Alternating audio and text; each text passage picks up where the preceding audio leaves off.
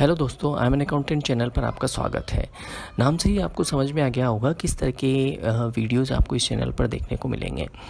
फ़िलहाल हम राजस्थान सरकार द्वारा जो वैकेंसी निकाली गई है RCDF junior accountant, Rajasthan cooperative dairy federation junior accountant की जो वैकेंसी निकाली गई है उसके ऊपर हम यहाँ पे एक वीडियो बनाएंगे।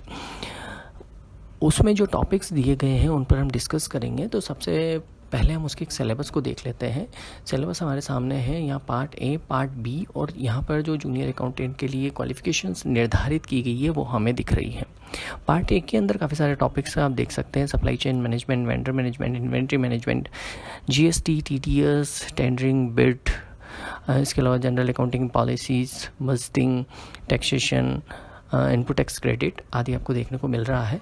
पार्ट बी में आप देख सकते हैं राजस्थान का सामान्य ज्ञान, उसकी ऐतिहासिक घटनाएं, सामाजिक मुद्दे, आंदोलन, बोलियां, मेले, लोक संगीत, जीव जंतु, जैविक विविधताएं, सिंचाई योजनाएं, खान, खनिज संपदा, जनसंख्या आदि सारे टॉपिक्स हैं। इन सभी टॉपिक्स के ऊपर हम डिस्कस करेंगे। जो डिसाइड किया गया उसके अंतर्गत ये है कि आपके 80% क्वेश्चन पार्ट ए से आएंगे और 20% क्वेश्चन आपके पार्ट बी से आएंगे। क्वालिफिकेशंस आप देख सकते हैं, जूनियर अकाउंटेंट के लिए at least second class commerce graduate आपका होना ज़रूरी है। पोस्ट ग्रेजुएट इन कॉमर्स भी चलेगा। इसके साथ साथ 3 इयर्स का एक्सपीरियंस होना आपको ज़रूरी है, ये एक इम्पोर्टेंट है। एज लिमिट आप देख सकते हैं as per Rajasthan government rules जो 40 इयर्स है। इसके बाद हम आगे बढ़ते हैं।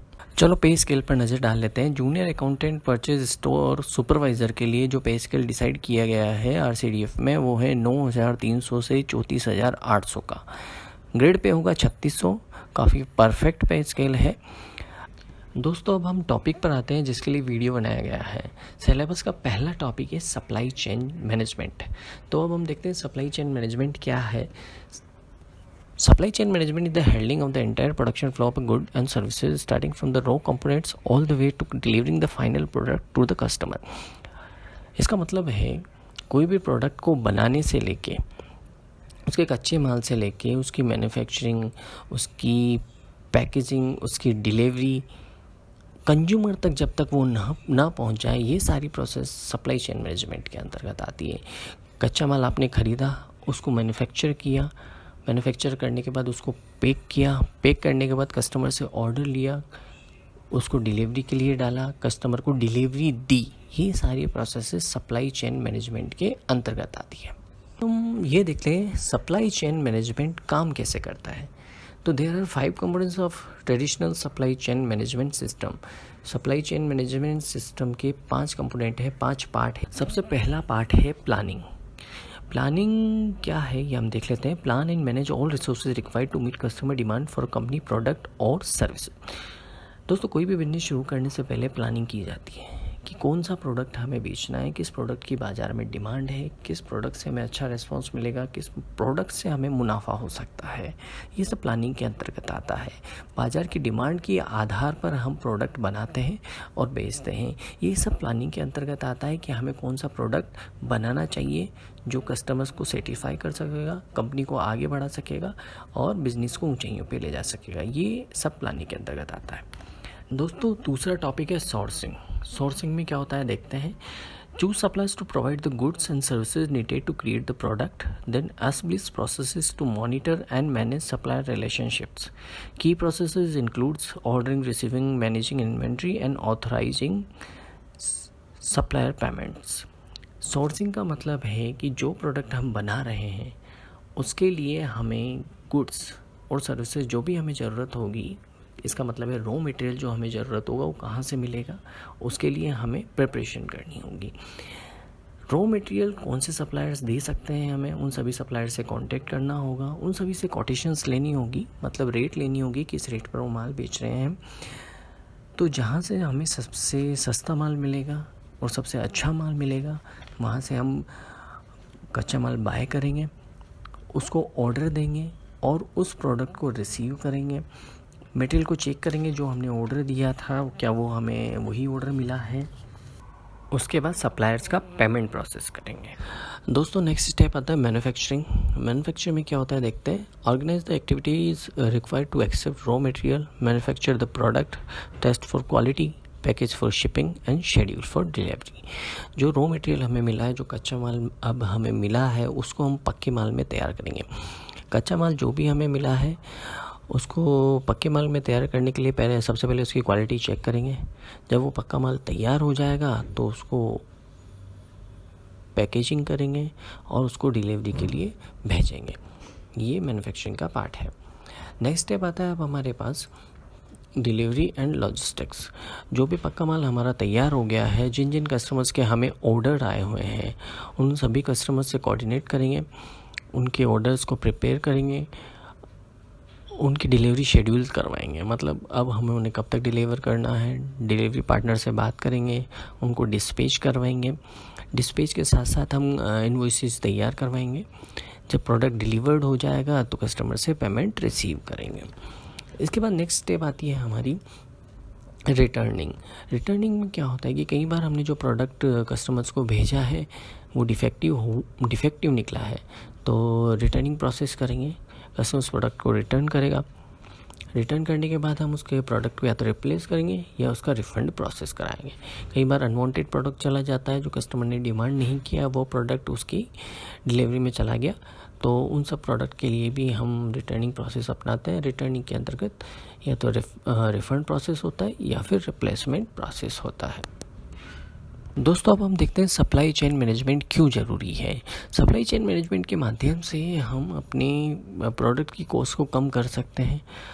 जो भी वेस्टेज होता है उसको बचा सकते हैं, अपने टाइम को कम कर सकते हैं। इसके साथ साथ कम समय में प्रोडक्ट को कस्टमर्स को डिलीवर कर सकते हैं। कुछ ऐसे पॉइंट्स हैं जिनको ध्यान में रखकर हम अपनी अपने सप्लाई चेन मैनेजमेंट को इम्प्रूव कर सकते हैं। पहला है आइडेंटिफाई पोटेंशियल प्रॉब्लम्स।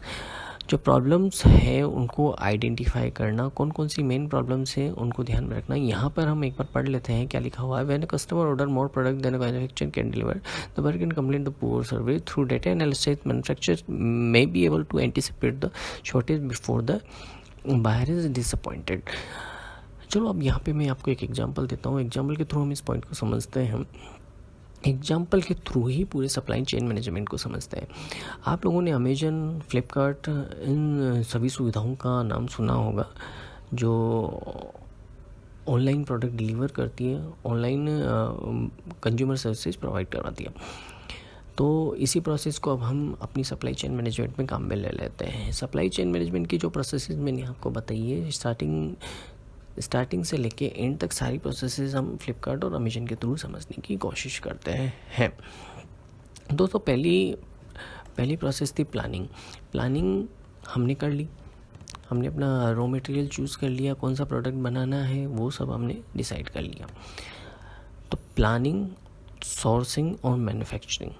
उसके बाद था हमारा डिलीवरी, लॉजिस्टिक्स, और उसके बाद था रिटर्निंग और रिप्लेसमेंट्स। ये 5 टॉपिक्स पे हमने डिस्कस किया है। प्लानिंग हमने कर लिया, सोर्सिंग भी हमने कर ली, कहाँ से हमें कच्चा माल लेना है। मैन्युफैक्चरिंग हमने उसको तैयार भी कर लिया, डिलीवरी के लिए, शिपिंग के लिए तैयार करके अब हमने रख दिया। मैन्युफैक्चरिंग के बाद डिलीवरी, लॉजिस्टिक्स और ऑर्डरिंग भी इसका एक पार्ट हो गया। अब ऑर्डरिंग का काम हमने, मान लो मैं फ्लिपकार्ट पे एक सेलर हूँ और फ्लिपकार्ट पर अपने प्रोडक्ट्स बेचता हूँ, फ्लिपकार्ट के माध्यम से अपने प्रोडक्ट बेचता हूँ।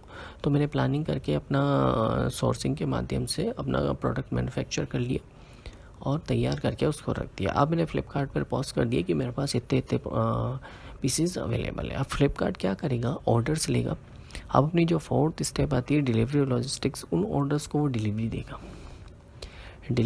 उसके बाद क्या होगा कि प्रोडक्ट डिलीवर हो जाएगा। हो सकता है जो प्रोडक्ट डिलीवर हुआ है वो डिफेक्टिव हो, या फिर कस्टमर ने जो सोचा था वो ना हो, तो कस्टमर उसको रिटर्न करेगा। तो फ्लिपकार्ट उसको क्या करेगा, रिफ़ंड करेगा या फिर रिप्लेसमेंट देगा। तो ये सारी प्रोसेसेस अपनी फ्लिपकार्ट के माध्यम से हम समझ में आ गए कि प्लानिंग, सोर्सिंग और मैन्युफैक्चरिंग तो हमें करनी है। बाकी डिलीवरी, लॉजिस्टिक्स एंड रिटर्निंग का काम हो गया फ्लिपकार्ट का। तो एक पूरा सप्लाई चेन मैनेजमेंट सिस्टम बन गया हमारा और फ्लिपकार्ट से मिलके। अब जो हम प्रॉब्लम्स के बारे में देख रहे थे कि कई बार क्या होता है, फ्लिपकार्ट पे जाके अगर आप कोई प्रोडक्ट बाय करना चाहते हो, मान लो कोई प्रोडक्ट आपको पसंद आ गया और आपको उसके 10 पीसेज चाहिए। 10 पीसेज अब आपने 10 पीसेज ऑर्डर कर दिए। अब जो सप्लायर था, जो माल बेच रहा था, उससे ये गलती होगी कि वो स्टॉक ऊपर नीचे करना भूल गया क्योंकि उसके पास 10 पीसेज है ही नहीं है पाउडर में, सॉरी स्टॉक में 10 पीसेज नहीं है। अब वो उसके पास मात्र 5 पीसेज बने हुए हैं। अब वो क्या करेगा कि वो डिलीवरी करने में असमर्थता जता देगा। वो बोलेगा मैं तो सिर्फ 5 पीसेज ही ऑर्डर कर सकता हूँ, मेरी गलती की वजह से वहाँ मैं स्टॉक को कम नहीं कर पाया, वहाँ पे टोटल 10 पीसेज नहीं होने थे, वहाँ पे सिर्फ 5 पीसेज ही होने थे। हमें इस चीज़ का ध्यान रखना होगा, मतलब सेलर को इस चीज़ का ध्यान रखना होगा, स्टॉक का ध्यान रखना होगा। अगर वो ऑर्डर कैंसिल करता है तो ये उसके पुअर सर्विसेज यहाँ पर दिखाई देगी, पुअर सर्विसेज का उसको रिमार्क मिलेगा और इससे बायर डिसअपॉइंट हो जाएगा। तो हमें स्टॉक का ध्यान रखना होगा। अच्छे सप्लाई चेन मैनेजमेंट के लिए हमें अपना डेटा एनालिसिस करना होगा, स्टॉक का हमें ध्यान रखना होगा। दूसरा है optimising price dynamically. Optimising price dynamically का क्या मतलब है, ये मैं आपको बताता हूँ। दोस्तों अभी फ़िलहाल गर्मी का सीज़न चल रहा है, समर चल रहा है, तो एसी और कूलर जिनकी काफ़ी ज़्यादा मात्रा में डिमांड है, जब प्रोडक्ट की डिमांड ज़्यादा होती है तो उसके प्राइसेस ज़्यादा होते हैं, क्योंकि उसकी सप्लाई उतनी नहीं हो पाती। डिमांड ज़्यादा होती है और स्टॉक कम होता है तो उसके प्राइसेस बढ़ जाते हैं। और जैसे जैसे सीजन जाएगा, समर चला जाएगा, तो इसकी डिमांड कम हो जाएगी और स्टॉक काफ़ी मात्रा में रहेगा तो इसके प्राइसेस कम हो जाएंगे, डिस्काउंट्स पे ये प्रोडक्ट्स मिलेंगे। तो यही इस ऑप्शन में ये बताया गया है कि सीजन के हिसाब से हमें प्राइसेस का ध्यान रखना होगा।